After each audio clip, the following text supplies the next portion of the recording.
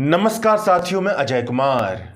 नरेंद्र मोदी और Donald Trump की साझा प्रेस कॉन्फ्रेंस के दौरान नरेंद्र मोदी हल्की हल्की दिखावटी मुस्कान के साथ सवालों को सुन रहे थे। तभी अचानक से किसी अमेरिकी पत्रकार ने एशिया के सबसे धनी व्यक्तियों में से एक गौतम अडानी पर नरेंद्र मोदी से सवाल पूछ लिया। नरेंद्र मोदी की मुस्कान एक अलग ही रंग में बदल गई। नरेंद्र मोदी ने अपना जवाब देते हुए पता नहीं क्या सोचकर पहले तो यह कहा कि सबसे पहले भारत एक लोकतांत्रिक देश है और हमारी संस्कृति वसुधैव कुटुंबकम है। हम दुनिया को एक परिवार मानते हैं और मैं हर भारतीय को अपना परिवार मानता हूं। पत्रकार ने गौतम अडानी के ऊपर लगे भ्रष्टाचार के आरोपों के संदर्भ में सवाल पूछा था और पता नहीं नरेंद्र मोदी को क्या हुआ कि वह भारत की सांस्कृतिक पहचान की निबंधनुमा बखान करने लगे, जिसमें उनका खुद का और उनकी पार्टी का विश्वास नहीं है।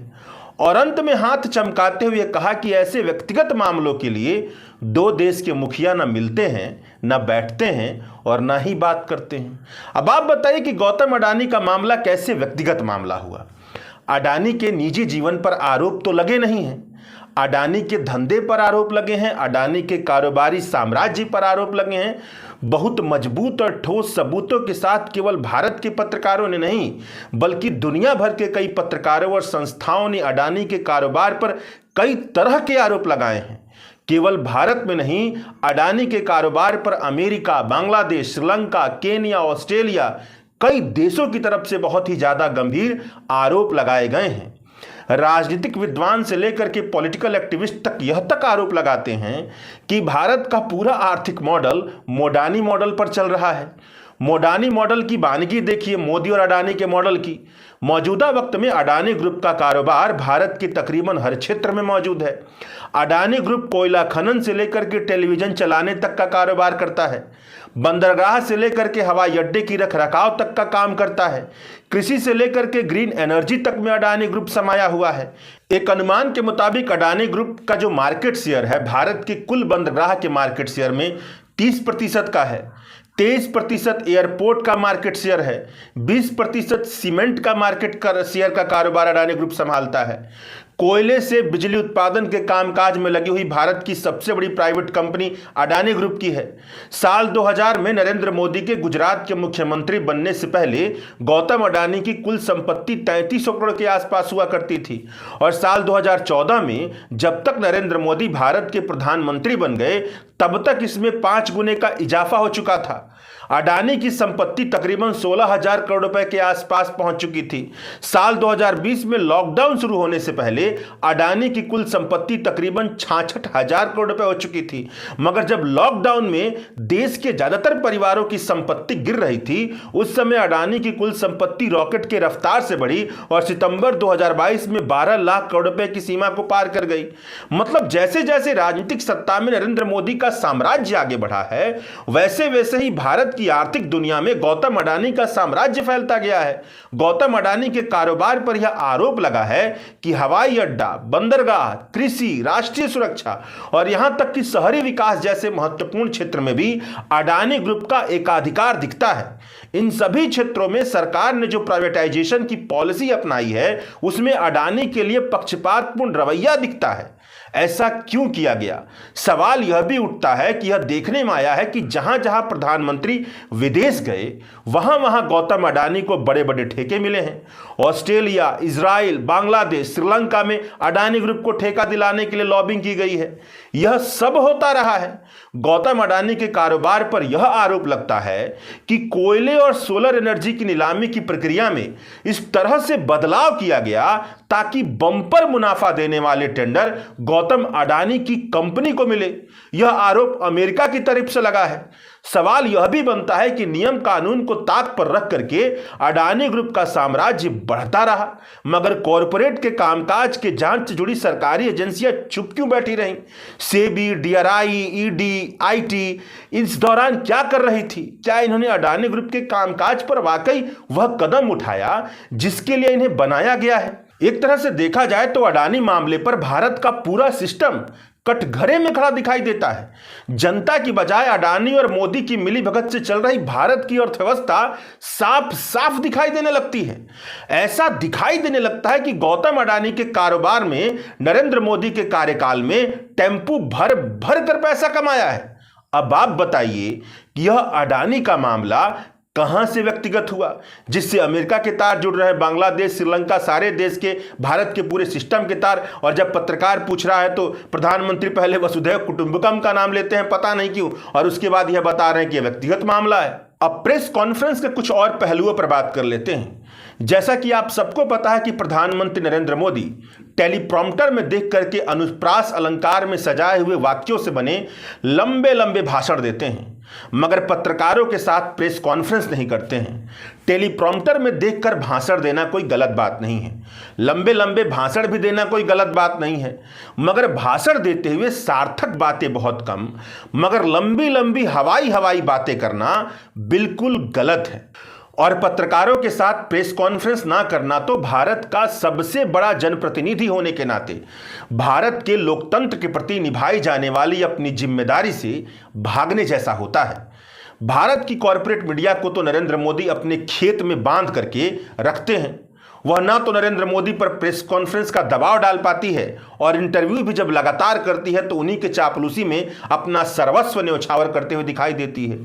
मगर विदेश की धरती पर जाकर के नरेंद्र मोदी फंस जाते हैं। अपने 10 साल से ज्यादा के कार्यकाल में नरेंद्र मोदी ने कुल जमा 3 प्रेस कॉन्फ्रेंस किए हैं, और उसमें से एक भी भारत में नहीं किए हैं, बल्कि सब विदेश की धरती पर हुए हैं। पत्रकारों के साथ अपनी तीसरी प्रेस कॉन्फ्रेंस में नरेंद्र मोदी ने अमेरिका के राष्ट्रपति डोनाल्ड ट्रंप के साथ व्हाइट हाउस में की। अमेरिका के राष्ट्रपति डोनाल्ड ट्रंप का शुरुआती वक्तव्य किसी पन्ने या किसी चीज पर लिखा हुआ था, जिसे वह नीचे सर झुका करके देख करके बोल करके पढ़ रहे थे। और वहीं पर भारत के प्रधानमंत्री नरेंद्र मोदी का शुरुआती वक्तव्य ऐसा था जैसे यह लगे कि वह बिना देखे बोल रहे हैं, मगर उनके बोलने का अंदाज बता दे रहा था। उनके जो अनुप्रास अलंकार में शब्द रचे हुए होते हैं वह बता दे रहे थे कि उनके लिए इस तरह से टेलीप्रॉम्प्टर लगाया गया है, उसमें लिखी बातों को वह पढ़ सकें, ऐसा ना लगे कि वह कहीं पर देख कर बोल रहे हैं। डोनाल्ड ट्रंप नरेंद्र मोदी की साझा प्रेस कॉन्फ्रेंस में एक बड़ा मुद्दा टैरिफ का रहा। एक अमेरिकी पत्रकार ने नरेंद्र मोदी के साथ ही खड़े डोनाल्ड ट्रंप से सवाल करते हुए यह पूछा, नरेंद्र मोदी के साथ ही खड़े थे, कि मिस्टर प्रेसिडेंट, आप इंडिया को लगातार a big abuser of trade कहते आए हैं, क्या आप भारत पर रेसिप्रोकल टैरिफ लगाएंगे या कुछ छूट देंगे? और अंत में इसी अमेरिकी पत्रकार ने यह भी कहा कि मेरे पास प्रधानमंत्री मोदी के लिए भी एक सवाल है। इस सवाल का जवाब डोनाल्ड ट्रंप ने दिया, मगर आपने ध्यान दिया होगा तो आपको यह भी सुनाई देगा कि अमेरिकी पत्रकार ने भारत के प्रधानमंत्री के सामने यह कहा कि अमेरिका के राष्ट्रपति भारत की व्यापारिक नीति को India is a big abuser of a trade कहकर पुकारते हैं। Mr. President, you've repeatedly called India a big abuser of trade. यानी यह कहा जा सकता है कि शब्दों के सहारे भारत के सबसे बड़े प्रतिनिधि के सामने भारत का अपमान किया गया। एक वक्त के लिए मान लीजिए कि अगर नरेंद्र मोदी की जगह पर कोई कांग्रेस का नेता होता तो क्या होता? भाजपा वाले अब तक वितंडा खड़ा कर देते, राष्ट्र का अपमान की तख्ती लगा करके पता नहीं क्या क्या कहते। लेकिन यही देखिए, वही भाजपा जो हर जायज बात को राष्ट्र का अपमान बता करके खारिज कर देती है, उसके सबसे बड़े जनप्रतिनिधि के सामने इंडिया को एब्यूजर ऑफ ट्रेड कहा गया, मगर प्रधानमंत्री नरेंद्र मोदी कुछ भी नहीं बोले। अगर वाकई प्रधानमंत्री नरेंद्र मोदी के भीतर राष्ट्र के सम्मान का गहरा आत्मविश्वास होता, राष्ट्र का सम्मान उनके भीतर से संचारित होता, तो एक शब्द तो वह कह ही सकते थे कि भारत की व्यापारिक नीति को एब्यूजर कहकर पुकारना बिल्कुल गलत है। कोई भी देश अगर ऐसी भाषा का इस्तेमाल कर रहा है तो वह गलत कर रहा है, मगर नरेंद्र मोदी तो दिखावटी दुनिया से आते हैं, इसीलिए शायद कुछ भी नहीं कहा। अगर भारत की टैरिफ नीति की बुनियादी बात को समझें तो बात यह है कि भारत जैसा विकासशील देश अगर बिना किसी रोक टोक के, बिना किसी टैक्स के अपने बाजार को अमेरिका की बड़ी बड़ी मजबूत कंपनियों के लिए खोल देगा, तो भारत के बाजार में अमेरिकी सामान घरेलू मैन्युफैक्चर के सामान से ज़्यादा बिकेंगे। भारत की कंपनी और कॉरपोरेट अमेरिका की बड़ी बड़ी कंपनियों के सामने अपना सामान नहीं बेच पाएंगी, प्रतिस्पर्धा में हार जाएंगी। यह भारत की घातक आर्थिक नीति होगी। वैचारिक तौर पर इसे ऐसे समझें कि इस दुनिया के सभी देश आर्थिक तौर पर बराबरी वाले देश नहीं हैं। आर्थिक तौर पर कुछ देशों का दबदबा इतना ज़्यादा मजबूत है कि वह पूरी दुनिया पर किसी साम्राज्यवादी ताकत की तरह राज कर सकने की क्षमता रखते हैं। इसीलिए जो दुनिया के विकासशील देश हैं, अगर वह ताकतवर मुल्कों का उपनिवेश नहीं बनना चाहते हैं, उनका गुलाम नहीं बनना चाहते हैं, तो अपनी संप्रभुता का इस्तेमाल करते हुए इस तरह की टैक्स और टैरिफ नीति बनाते हैं जिससे उनके देश की आर्थिक ताकत को बहुत ज्यादा नुकसान ना उठाना पड़े। भारत की इस तरह की नीति को अगर Donald Trump India is a big abuser of trade कहते हैं तो वह बिल्कुल गलत कहते हैं। प्रधानमंत्री नरेंद्र मोदी बहुत लंबे समय से भारत की राजनीति में शीर्ष पद पर बने हुए हैं, पहले मुख्यमंत्री, उसके बाद से तीसरी बार प्रधानमंत्री। अगर वह डोनाल्ड ट्रंप को टोकते और रोकते तो यह भारत के सम्मान के लिए लड़ने जैसा व्यवहार होता। अब डोनाल्ड ट्रंप कह रहे हैं कि जो देश उनके देश पर टैरिफ लगाते हैं वह बदले में उन देशों सब पर भी टैरिफ लगाएंगे। जिस तरह से डोनाल्ड ट्रंप को यह कहने का हक बनता है, ठीक उसी तरह से भारत को भी यह कहने और करने का हक बनता है कि भारत वैसी किसी भी आर्थिक और व्यापारिक नीति के साथ खड़ा नहीं हो सकता है जहां पर कोई देश साम्राज्यवादी बनता हुआ, इंपीरियलिस्ट बनता हुआ दिखाई दे और कोई देश उपनिवेश। भारत भी बराबरी के साथ बैठकर निगोशिएशन करेगा। इस तरह की बातें नरेंद्र मोदी को कहनी चाहिए थी। यह दिखाना चाहिए था कि वो विश्व गुरु के वाकई प्रतिनिधि हैं, लेकिन उन्होंने कुछ भी नहीं किया। अब क्यों नहीं किया, उनकी हिम्मत कहां चली गई, आप खुद सोच सकते हैं। पत्रकारों के सवाल का जवाब देते हुए नरेंद्र मोदी टेलीप्रॉम्प्टर का इस्तेमाल नहीं कर पाते हैं, इसीलिए उनकी जुबान से जिस तरह की भाषा निकलती है उससे ऐसा भी लगता है कि वह वैचारिक तौर पर बहुत ही कमजोर नेता हैं। उनके शब्द गड़बड़ा जाते हैं और भाषा में वैचारिक शून्यता साफ तौर पर दिखाई देती है। और यह भी दिखता है कि टेलीप्रॉम्प्टर के साथ और टेलीप्रॉम्प्टर के बिना बनने वाले उनके व्यक्तित्व में जमीन और आसमान का अंतर है। द वायर के संपादक और अंतर्राष्ट्रीय मामलों के जानकार सिद्धार्थ वरदराजन ने डोनाल्ड ट्रंप और नरेंद्र मोदी के साझा प्रेस कॉन्फ्रेंस में पत्रकारों के सवालों पर उन्होंने एक आलोचनात्मक टिप्पणी लिखी है एक्स पर, जिसमें उन्होंने लिखा है कि ट्रंप और मोदी की साझा प्रेस कॉन्फ्रेंस में पूछे गए सबसे खराब सवाल का इनाम उस भारतीय रिपोर्टर को मिलना चाहिए जिसने ट्रंप से पूछा कि क्या मोदी उनसे ज्यादा सख्त निगोशिएटर हैं। एक और रिपोर्टर तहव्वुर राणा के प्रत्यर्पण पर सहमति जताने के लिए ट्रंप को धन्यवाद देने में इतनी उतावली थी कि उन्होंने खालिस्तानियों के बारे में एक मूर्खतापूर्ण सवाल फिर से पूछने की कोशिश की जिसे एक रिपोर्टर पहले भी पूछ चुका था, मगर दोनों बार की कोशिश में किसी तरह का ढंग का जवाब नहीं मिला। महिला रिपोर्टर ने एक अमेरिकी नागरिक की हत्या की कोशिश में एक भारतीय सरकारी अधिकारी पर मुकदमा चलाने का एक संदर्भ भी दिया, लेकिन वह इतना अस्पष्ट और संकोची था कि वह रडार से नीचे चला गया।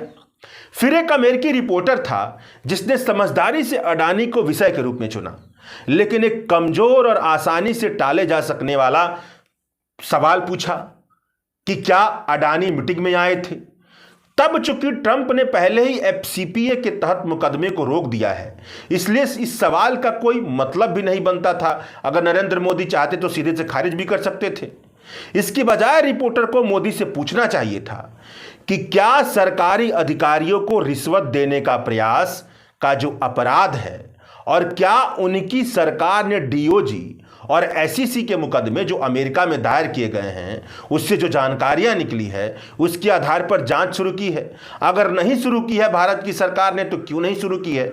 और फिर एक भारतीय रिपोर्टर ने मोदी से अवैध प्रवासियों के बारे में पूछा, लेकिन उनसे यह पूछने की हिम्मत न जुटा पाया कि क्या उन्होंने ट्रंप के सामने भारतीय अप्रवासियों के साथ दुर्व्यवहार का मुद्दा उठाया है, जो सबसे बुनियादी सवाल है।